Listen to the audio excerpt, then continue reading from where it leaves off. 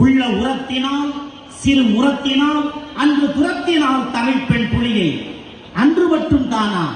இன்று Alvin international பள்ளி படப்பையை பயின்று கொண்டிருக்கும் 10ஆம் வகுப்பு மாணவி தக்ஷா, 6ஆம் வகுப்பு மாணவி விதிஷா என்ற இரு குழந்தைகளின் தாய்